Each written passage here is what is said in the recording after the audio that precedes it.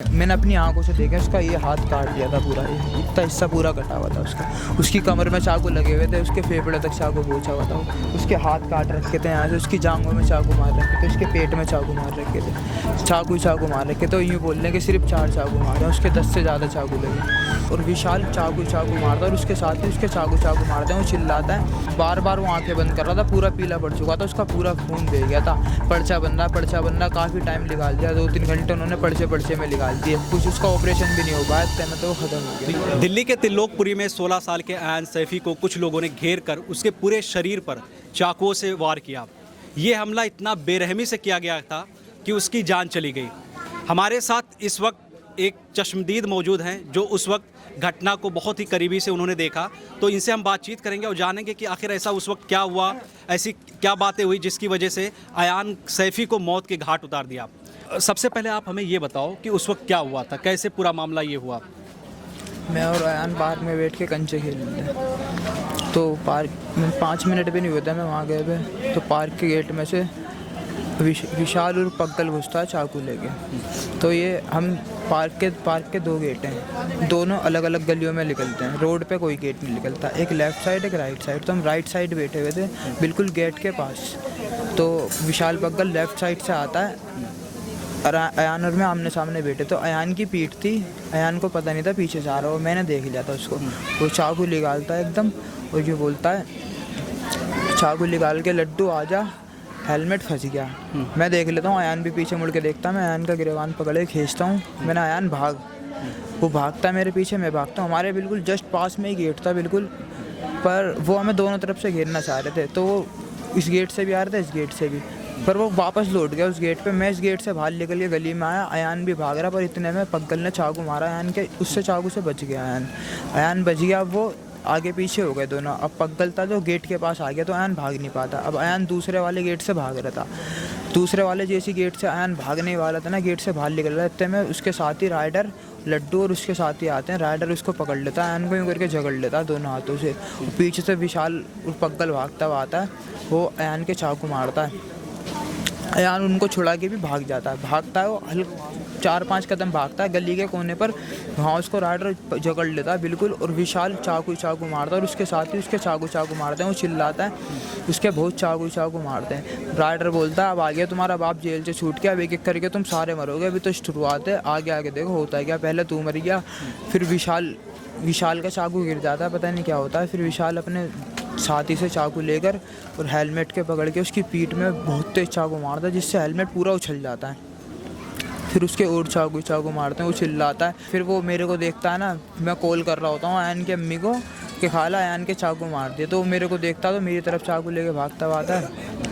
फिर इतने में मैं भागता हूँ, आते आते मैं 32 आता हूँ, सबको बताता हूँ। फिर मैं वापस जाता हूँ भागता हुआ, फिर अयान वहाँ पड़ा हुआ होता, कोई उसे उठा भी नहीं रहा था। जब मैं उठाने गया तो मुझे कोई उठाने भी नहीं दे रहा, वहाँ पे मैं अकेला था, मेरे को कोई उठाने नहीं दे रहा, कोई पानी भी नहीं पिला रहा था उसको।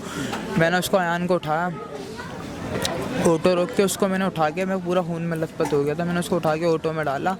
मैंने ऑटो वाले से बोला, भाई जल्दी चल लो लेके। फिर इतने में हमारे यहाँ के भाई मतलब दोस्त यार आ गए मेरे। फिर उन्होंने देखा अयान हेलमेट गिरा हुआ था, उसके चाकू लगे हुए थे, जख्मी था बहुत, उसका बहुत खून बह चुका था, उसका हाथ पाथ उन्होंने सब काट दिया था। फिर उसको ऑटो में बिठा के हम लाल बहादुर लेके जाते हैं। लाल बहादुर लेके जाते तो वो एमरजेंसी में भिजवा देते हैं, पर एमरजेंसी के अंदर जाने के बाद भी उसका कोई इलाज नहीं होता। वो ऐसे ही जाता है, उसको कम से कम आधा घंटा एमरजेंसी के अंदर रखते हैं। बस उसके क्या करते हैं, ग्लूकोज की बोतल लगाते हैं और उसके ऊपर चादर डाल देते हैं। उसकी बार बार वो आंखें बंद कर रहा था, पूरा पीला पड़ चुका था, उसका पूरा खून बह गया था, पर उसका कोई इलाज, अस्पताल वाले इलाज नहीं कर रहे थे, कोई इलाज ही नहीं हुआ। फिर उसको थोड़ी देर बाद उसकी नस बस कट गई थी, जब उसका पूरा खून बह गया फिर उसको टाँके लगवाने के लिए भेज दिया। फिर टाँके लगवाने गए, वहाँ उसके ऐसे टाँके लगा के छोड़ के दे दिया हमारे को कि इसकी जान को रिक्स है। हम इसकी फेफड़ों में हवा घुस गई, इसके चाकू लग गया, घेरा, इसके फेफड़े में हवा घुस गई, ये जान जा सकती है इसकी। उन्होंने कोई इलाज नहीं करा, यहाँ पे हल्का सा कट मारा और पाइप लगा दिया, बोल दिया था रेफ़र कर दो इसको, वहाँ पर उसको ले जाने नहीं दे रहे थे। पर्चा बंदा काफ़ी टाइम निकाल दिया, 2-3 घंटे उन्होंने पर्चे में निकाल दिए। फिर उसको वहाँ जब अस्पताल लेके गए, वहाँ पर भी सही कुछ उसका ऑपरेशन भी नहीं हो पाया, इतने में तो वो ख़त्म। अगर उसका इलाज होता अच्छे से तो वो बच जाता। उन्होंने लास्ट टाइम तक मुझसे बात करी, वो मुझे नाम बता के गया, आयुष ये था, क्योंकि मैं थोड़ी दूर से देख रहा था और वो मेरे पास था।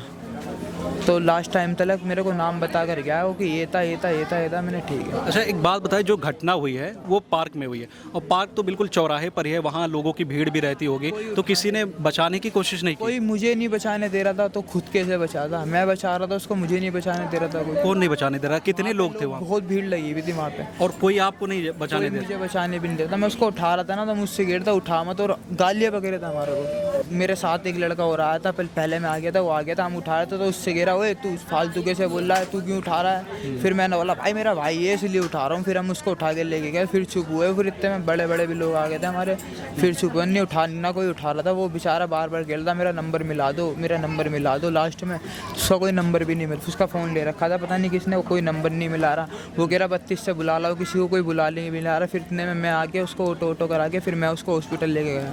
तो इतनी बेरहमी से मारने की वजह क्या थी? मतलब ऊपर चढ़ के मार रहे थे, उसके ऊपर चढ़ के, कोई वजह नहीं थी, बस उसने रील डाल रखी थी एक, बस कुछ। कौन सी रील? में भी कुछ ज़्यादा कुछ गलत नहीं था। ये एक वकील है, चुन्नू वकील, हाँ। उसके गोली मारी थी यहाँ के 32 के कोई बड़े थे। हाँ। तो अयान ने उनकी कोर्ट में जाते में रील नहीं बना लेते, तो अयान ने बस उनकी वो रील डाल रखी, तो उन्होंने उसकी रील देखकर और वो कर दिया, बस और कुछ नहीं था। उसकी रील देखकर उसके पीछे लगे हुए थे काफ़ी टाइम से कि मारेंगे। राइडर जेल चला गया, राइडर जेल चला गया। 28 के लड़के बोलते थे जब राइडर आएगा तब मारेंगे। अब राइडर आ गया तो राइडर भी बोल रहा है कि अब कौन बचाएगा तुम, अब तुम्हारा बाप आ गया, 3 दिन में तुम्हें दिखा दिया, ऐसे बोल के उन्होंने मारा। क्या इससे पहले भी इनके बीच में कुछ रंजिश थी, कुछ बात हुई थी? रंजिश नहीं थी, कुछ भी नहीं थी। वो तो बच्चा था सर, वो इतने बूढ़े मार रहे थे उसको। कितने साल के लोग थे वो? 23, 24, 25 साल के बच्चे थे, और वो 13-16 साल का लड़का। वो इतने बहुत बड़े थे।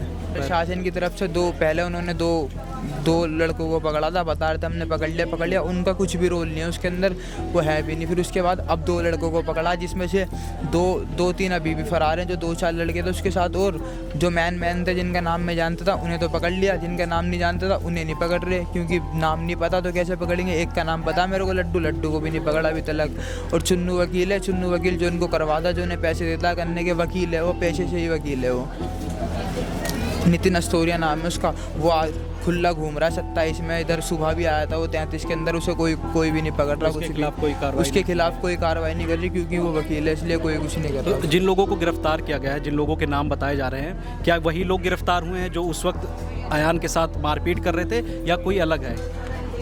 सिर्फ 2 ही लोग गिरफ्तार हुए हैं जो अयान के साथ मारपीट कर रहे हैं। अच्छा, बाकी और कितने लोग थे टोटल ये 6 से 7 लोग थे, जिसमें से ये बता रहे हैं 4 लोग थे। सबों के पास चाकू थे। अयान के कम से कम 10 चाकू लगे, और इन्होंने बताया कि सिर्फ 4 चाकू लगे। मैंने अपनी आंखों से देखा, उसका ये हाथ काट दिया था पूरा, ये इतना हिस्सा पूरा कटा हुआ था उसका।